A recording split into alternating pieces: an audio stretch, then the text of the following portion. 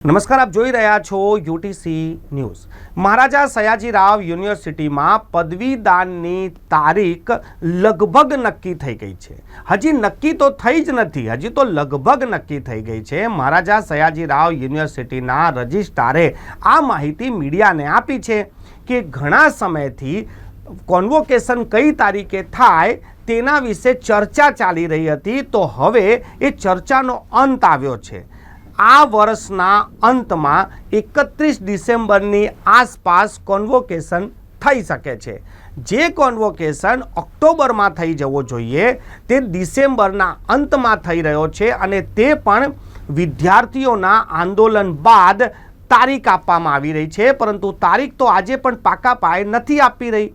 કોઈ વિદ્યાર્થીએ પોતાના વાલીઓને કે પરિવારને બોલાવવા હોય પદવીદાન સમારંભમાં, એમના રેલવે રિઝર્વેશન કરાવવાના હોય કે ટિકિટ કરાવવાની હોય, પરંતુ આજ દિન સુધી એ તારીખ નક્કી નથી કરી કે કઈ તારીખે છે। એટલે વિદ્યાર્થીઓએ કઈ તારીખે પોતાના વાલીઓને અને સગા સંબંધીઓને બોલાવવા, આ સૌથી મોટો સવાલ છે।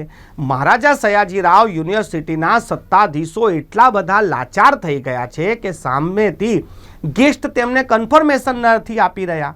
ગેસ્ટ કન્ફર્મેશનનો લેટર આપે ત્યારબાદ તેઓ પાક્કા પાયે જાહેરાત કરે। હવે જોવાનું એ રહેશે કે આટલી બધી કસરત કર્યા બાદ એવા તો કયા ગેસ્ટને બોલાવી રહ્યા છે કે જે ગેસ્ટ પાસે આપવા માટે સમય નથી।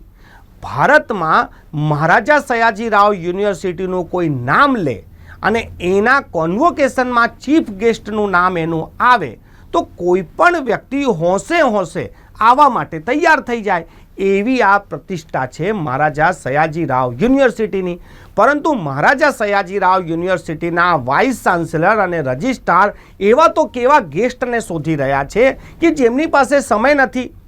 10 દિવસનો સમય બાકી છે। જો એમની તારીખને આપણે માનીએ તો હજી સુધી તો કન્ફર્મેશનનો લેટર નથી।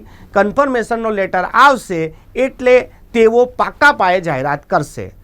આ કેટલી શરમની વાત છે કે મહારાજા સયાજીરાવ યુનિવર્સિટીનું કોન્વોકેશન થવાનું હોય અને 10 દિવસ પહેલાં કોઈ ચોક્કસ તારીખ ના હોય, અને આ તારીખ પણ એવી તારીખે જાહેર કરી છે જ્યારે ફેસ્ટિવલનો સમય છે।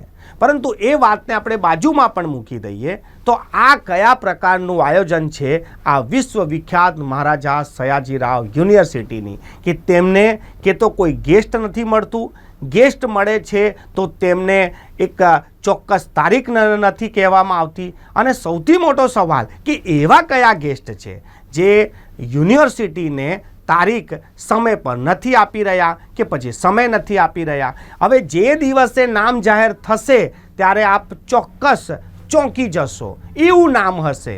આ કોથળામાંથી બિલાડું કાઢવા જેવું હશે। આપ નામનો ઇંતજાર કરો અને તારીખનો હજી પણ ઇંતજાર કરો।